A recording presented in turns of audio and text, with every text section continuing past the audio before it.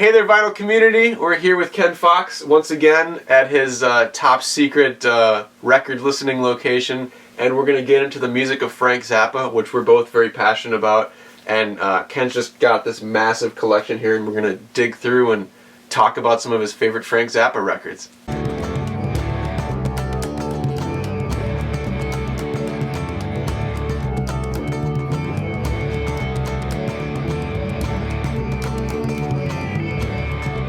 So this is the record that started my Frank Zappa obsession.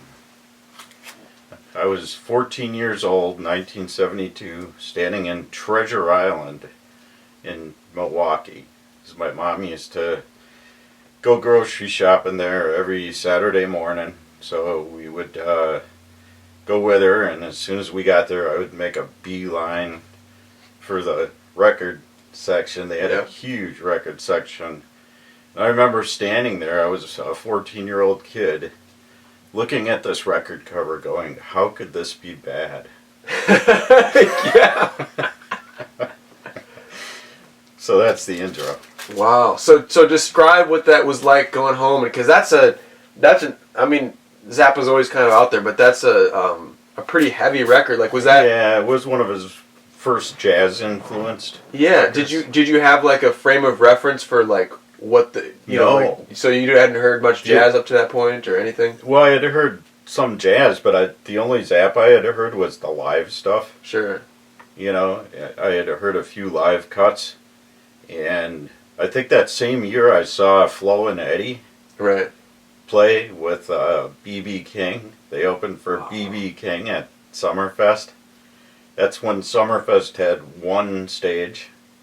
So my parents took us down there and they're like, meet us back here in 3 hours. So I headed for the stage, and I was just sitting there in front of the stage, and Flo and Eddie got introduced. I had no idea who they were, but I had heard the Turtles, obviously. Right.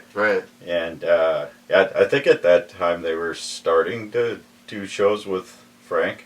Sounds about right about that time. So I saw Flo and Eddie, and that sort of fed the Zappa thing even more. Yeah. But, I mean, look at this cover. Yeah, it's iconic. You got Hot Rats. Yep. So you discovered Waka Jawaka. What was the next steps as far as, do you remember like the next album you got or the next song you heard? Or? I took that home, and obviously I was just blown away by it. Right. Because I had never heard anything like that. Yeah. So I started digging backwards. I got 200 Motels. I listened to that. That's obviously a very bizarre album. And then I got this. Wow. And this is the one that really hooked me. This is the one that really got me into Zappa.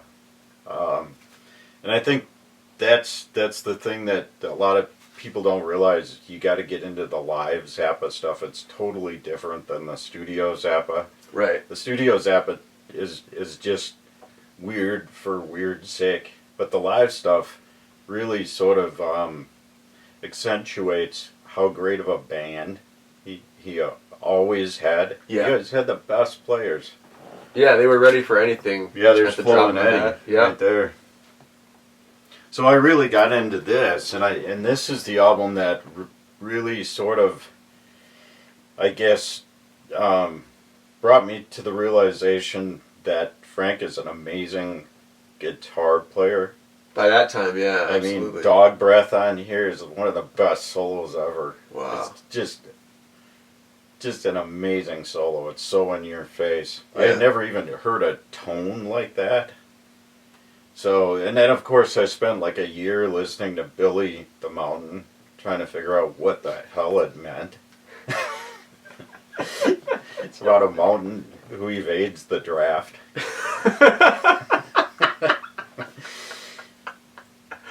That's classic. So yeah, I spent a lot of time listening to this one. And then shortly after that I got the Live at the Fillmore, which is also Flo and Eddie are on this, I believe. Well, they do Happy Together on there. Yeah. And great band. Another just stellar live record. So basically what we've got here is we've got every Mothers and Frank Zappa record up to about 1988. which is where the CDs took over and they quit printing vinyl. Sure. So these are all first pressings. They're almost all of these are in the shrink. They've got the hype stickers, they've even got the price stickers, and some of them have the original receipts from the stores where they were bought. Wow.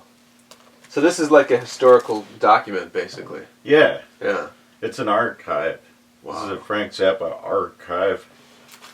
So I was lucky enough to, when CDs started taking over, there was some clueless previous record buyers that started coming in selling me their collections, and I just skimmed all the best Zappa stuff off the top. Yeah. So. Yeah, tell us about this, because this was the first Zappa record you had me listen to back in the day. Well, this is the Zappa record that everybody should start with. I mean, it really defines the Mother's sound. It's the original lineup, obviously. Roy Estrada, Ray Collins, Jimmy Dale Black. Mm-hmm. This is basically the Giants of Soul, which is what their original name was. Oh, sure, yeah. The Mothers were started in 65, I believe, maybe late 64, as the Giants of Soul, and then they became the Mothers. They actually were the Mothers of Invention. The of Invention part was added by Verve because they thought it was a little didn't want that to be called the Mothers. too heavy duty for the average buying public. In case should we explain why that's a... Well, I think people know why, but and we got to keep it clean as far as language. But I think the long and short of it is, Verve found out very early in the game that they were in way over their heads. Yeah. I think they thought they were signing a R&B band. Right. And of course, this is not R&B. Susie Cream Cheese was a little bit of a stretch for the A&R guys at Verve at that time. Yeah. So you notice I'm holding up two versions of Freak Out here. Right. This one is the stereo copy. This one is the mono. And the actual mixes are totally different. Wow. So if you want to study this record, you got to get both. Because I'm pretty sure it was mixed in mono. Mm. So it's worth hunting down the mono copy just to hear the differences in the mixes. Mm. But these are both Blue Label Verve. This is a true masterpiece. Well, this is interesting because he's got his, where is it? This is really great when you're getting into Zappa because he's got all of his influences, both like good and bad. So it's just anybody who's had an influence on his life. He's got some presidents in there that he's not a fan of, and other things like that. Relevant quotes and all sorts of stuff. Yeah, the humor of Frank Zappa is complex. Yeah. Because it spans so many different genres. I mean, it's political humor, it's potty humor, cultural humor. Yeah. It's like risque humor. Yeah. I mean, there's a lot of different levels. So then it goes to Absolutely Free, another totally bizarre record. Mm-hmm. Lumpy Gravy.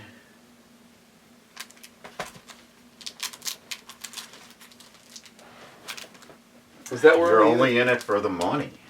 So that's a different cover than the one that I'm used to. I'm used to the Sgt. Pepper one. Is that like on the inside? That's on the inside. Okay. Yeah, this is the original first pressing version, Blue Label Verve. There it is. So is it like reversible? Oh, I guess it's just on the inside. Wow.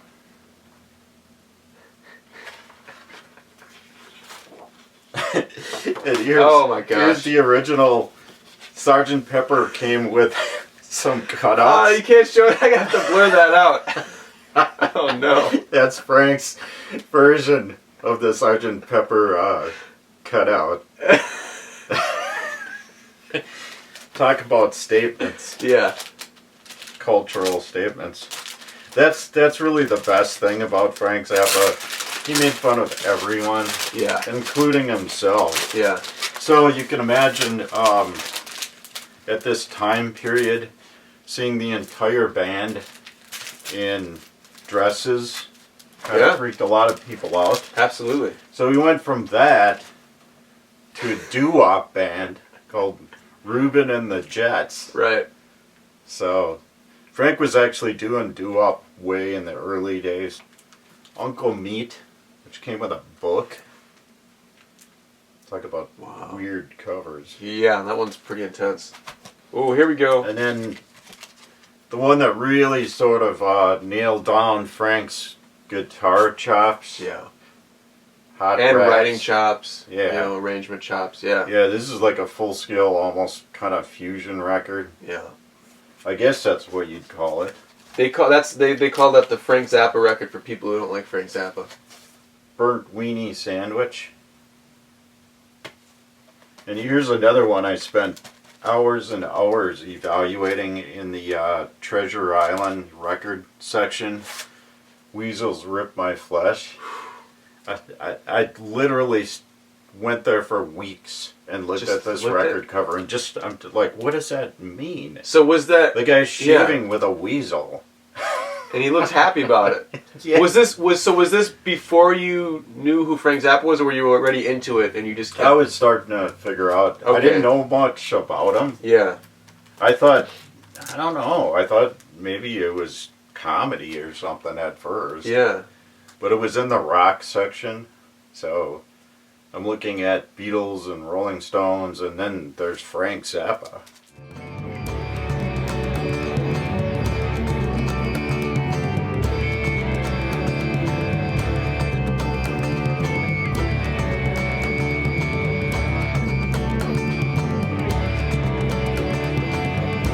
The cool part about it was every time you thought you had Frank Zappa figured out, he would come back and do something totally different. Yeah. This was a soundtrack to a movie that I don't think I've ever seen. And then after that, the Grand Wazoo. That was I think you had given me, or you had me listen to Freak Out, but that was the first record that really I was like, oh, yeah, wow. it's fairly accessible. Yeah.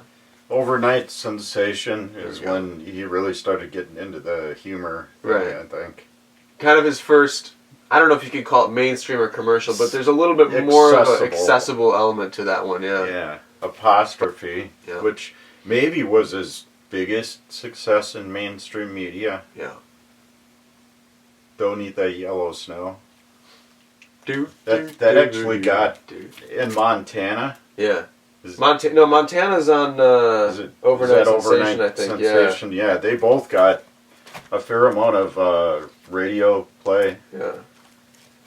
Back then, they had what they called album-oriented rock stations. Right. And they played a lot of Frank Zappa. Yeah. That's when they jumped on board. I mean, you used to hear some of the cuts from Freak Out, but it was like late at night. Right. You know, like 12:30 in the morning. You know? Wait, I want to talk about this one, man. This is a great record. Yeah. This is like they're really all great records. Well, I know they're all great records, but personally for me, this one, because it shows off. It's a different live. I mean, it's a totally different live band than he had. I don't know, 5 years before, 10 years before. Very almost fusion prog kind of oriented. With George Duke and Ruth Underwood. Yeah. Yeah, Ruth Underwood. Chester Thompson, I think. Don Preston. Yeah. Yeah, who actually goes back into the early Mothers stuff. Sure. A lot of these guys, a lot of the Mothers reappeared. Right. Which is cool. Right. So that's a great live thing. There is a really cool reissue of this out with extra tracks. One size fits all. I love the back on this. This is like my favorite cover. Look at that. I never actually looked at what the constellations were. He's got a dinosaur, a car, a vacuum cleaner or something. Yeah, a frog. That's good. I think there's a couple of dragons. So the other thing that's worth talking about, as far as Frank Zappa is concerned, is he was one of the few artists that was an entrepreneur too. Sure. And he always had his own record labels. Right. Starting in the early days with Bizarre and Straight. And even in the 80s, he had Barking Pumpkin. Right. And which I think is still around. I think that's still who puts out his... No, it's Zappa Family. Oh, is that what it is now? Yeah. Okay. Yeah, so, he was paving new territory on the business front. Right. He owned all his own masters. He had his own record companies. He learned early on with the freak out experience, because he had to basically sue them to get the master tapes back from Verve. Yeah. And also one of the other records, they chopped it up and took out stuff before they cut so it. Right to the bitter end, he had a vault in his basement that was full of master tapes. Yeah. So this is one of my favorites, Zappa and Beefheart. Yeah. Together. Bongo Fury. Bongo Fury, and just as a side note, there is a live version of this. There was a bootleg, which I've got on CD here. Yeah. Captain Beefheart was one of his early cronies, and they went way back. Zappa in New York. Also an extended version of this, reissue out. Then he started getting into kind of the jazz, more of the jazz vein and almost electronica. He had the San Clavier that he was working with a lot in this period. So there's that. There's Sleep Dirt. Yeah, and this is part of like the Lather project where he had to get out of a record contract, so he turned in 5 albums at once. Chic Your Booty. Yeah. Some great stuff on there. Yeah, I really listen to this a lot too. Yeah. I love that. Orchestral favorites. More instrumental stuff. And then Joe's Garage. 1, 2, and 3. And this one I really loved. Tinseltown Rebellion. Yeah, I mean, this really documents the madness of a Frank Zappa show. Dance contest. He does a dance contest on stage. Brings people up on stage. Yeah. Yeah. Dance like you've never danced before. And then I think Jay Dilla sampled that, I think. Yeah. He did. Yeah, and then, there we go. For the guitar fanatics. Yeah. This is maybe one of the greatest guitar albums of all time. Shut Up and Play Your Guitar. And I think Dweezil still got this Les Paul. Wow. So great photo. Yeah. You Are What You Is. Yep. And then, just when you thought that Frank Zappa had done everything he could possibly do, he comes out with Ship Arriving Too Late for a Drowning Witch. So what is that? I haven't heard that one actually. What is that one? This has got Valley Girl on it. Oh, his daughter. Okay. Yeah. Which actually did get some airplay. Yeah. Which was basically just his daughter talking in a Valley Girl voice. Yeah. Yeah, just like, oh my God, mindlessly babbling this stuff. In the middle of the night, I think they woke her up at 3 in the morning or something and said, "Just talk." So, The Man from Utopia. This is kind of a rare one. Baby Snakes. Oh, wow. Picture disc. Far out. And then start getting into the classical period. Yeah. Bootleg conducts Zappa. Them or Us. Here's another one of my favorite Frank Zappa photos. Grace is starting to get seriously entertained by this. Frank Zappa meets the Mothers of Prevention with the hype sticker. This album contains material which a truly free society would neither fear nor suppress. In some socially retarded areas, religious fanatics and ultra-conservative political organizations violate your First Amendment rights by attempting to censor rock and roll albums. We feel that this is unconstitutional and un-American. As an alternative to these government-supported programs designed to keep you docile and ignorant, Barking Pumpkin is pleased to provide stimulating digital audio entertainment for those of you who have outgrown the ordinary. And it goes on and on and on. So this is when he was testifying in front of Congress. Right. And he was basically wearing a suit. Yep. Another sort of guitar-oriented record called Guitar, which I think might have been outtakes.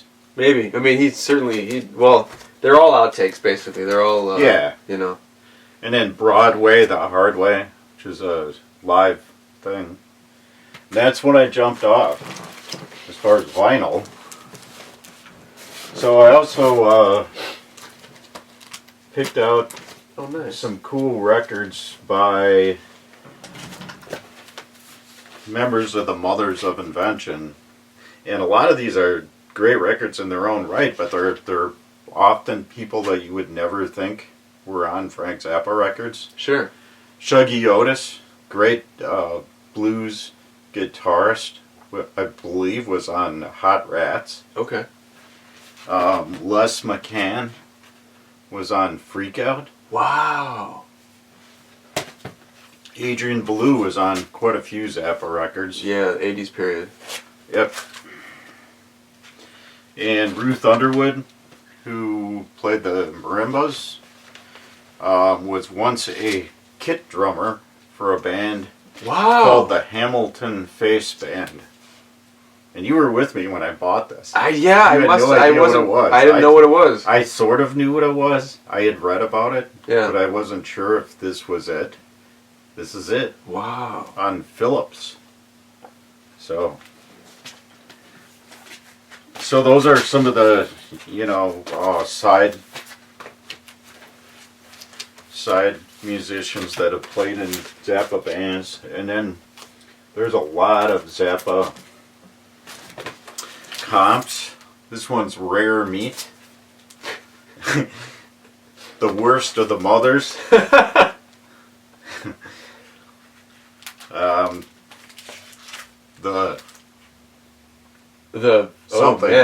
the Mothers. Say on the side? Hold on, I want to see. I think it's just the Mothers of Invention. The blank. I think it's a swear word or something. Yeah. The blank of the mother. That's funny. And then this is a cool one. Transparency. And then this one, I've got two different covers of Zapped. And these are all basically songs that Frank produced. Alice Cooper, Wildman Fisher. There's a lot of weird stuff on there. This is a maxi single with In France and Be In My Video. He's So Gay is on the backside. So it's kind of cool. Please don't look the other way. The Grandmothers. So this is all stuff by side players of the early Mothers bands. This is a cool one. This is Bootleg live in Detroit, 1976. A lot of these are the Ryko reissues too, which were pretty good. And then there are a lot of really interesting, like, rarities collections coming out. This is the live Bongo Fury thing. It's a bootleg. That's what bootlegs used to look like. Wow. This is the new version of Orchestra Favorites, and it's got a bunch of live stuff and rarities on there. Another one of my favorites, the Yellow Shark. That's like the Holy Grail. Which never came out on vinyl. Yeah, but there's some good videos of that, those performances. Imaginary Diseases, Frank Zappa Mystery Disc, which I think you had to buy something else to get this or something. This is an advanced version that Ryko put out. So, as a musician, for those of you who don't know, Ken's plays a lot of music. He plays guitar and he has a recording studio and stuff. What are some of the things that you picked up from listening to Frank's music that you think show up in your music in some form or another? I think his adventures, some sort of attitude. Yeah. Like, always kind of defining where the lines are and then stepping over them, which I tend to do a lot, especially with different, like, world genres and stuff like that. But I guess the one thing Frank Zappa taught me is there really are no boundaries. The only boundaries are in your head. So Frank's music is like pretty bizarre, to say the least. It can be. It can be, you know. But it can be pretty accessible too. Yeah. And I say that because I think that a lot of the guitar solos, like I was talking earlier about his guitar abilities, his guitar solos tended to be really melodic, I thought. Yeah. But yeah, I mean, I think he sort of specialized in bizarre. Yeah. I mean, his record label was called Bizarre. Right. So. Well, so I was just like I was curious as to what your thoughts are on like how he became. I mean, he was never super mainstream, but like he had a level of success that you wouldn't necessarily expect from someone being so adventurous. Well, I think he did because he was in charge of the business. He always had his own record labels. He always did his own merchandising. He really kind of had his own version of every aspect of the recording world. I mean, it was an empire. It truly was. Yeah. And he had control over every aspect of the empire, right up to the bitter end. Yeah. Including warehousing his own master tapes, Right. which nobody else really does. So, Yeah. I mean, they were in his house. Think about His that. basement, yeah. And most of the stuff that he recorded from like the mid-early period on, he did in his house. He always had his own recording studios. He always had his own equipment. He was always updating the equipment. He was always sort of subscribing to the latest technology. He was one of the first guys to have a Saint-Clavier. Yeah. And he was experimenting with that for years and years. He got sick of dealing with musicians. Yeah. Well, I think the other thing that's worth mentioning is, like, he was also a great band leader. Like, in the vein or in the spirit of, like, Count Basie or Duke Ellington. Yeah. Or You James know? Brown in the sense of how Yeah. strict he was, yeah. He always had the best musicians, and they always were musicians who felt honored to be there. Right. And he made it important enough for them to, set their lives aside and, do whatever they needed to do to play in the Zappa band. Yeah. And he would give them stuff that would play off of their strengths, he would feature them in interesting ways. I think all of those musicians were intelligent enough to know that they were going to stretch way more in Zappa's band than they would ever have an opportunity to do again. There are others that went on and did great stuff too, like Adrian Blue. Yeah. You know? Yeah, yeah. Yeah, he And blew Steve up. Vai. Steve Vai, yep. I Absolutely. mean, Steve Vai basically apprenticed with Zappa. I knew Steve Vai when he was just basically starting to play with Zappa.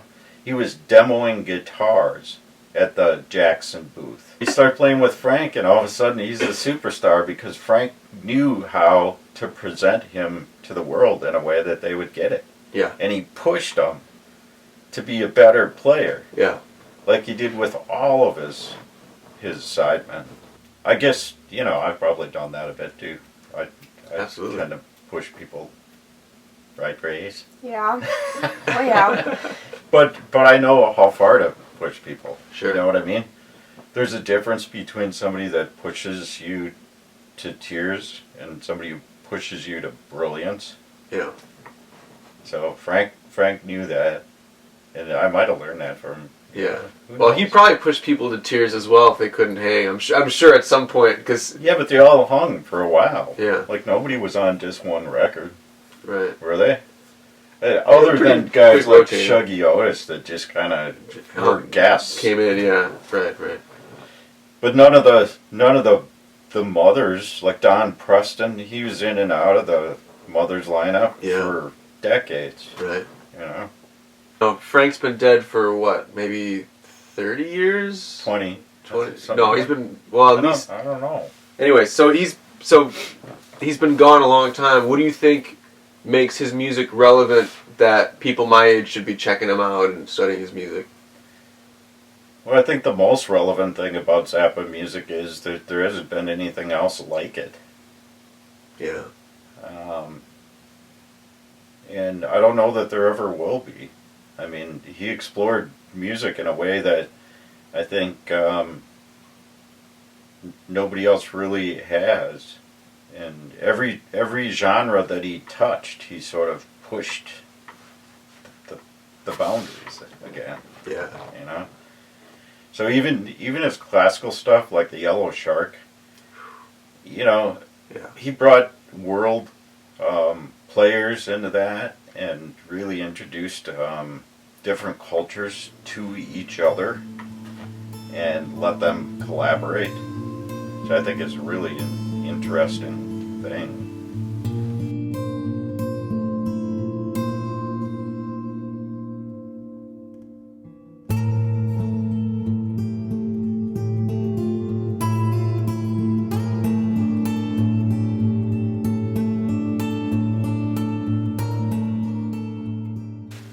Billy the Mountain. Do-do-do-do-do-do.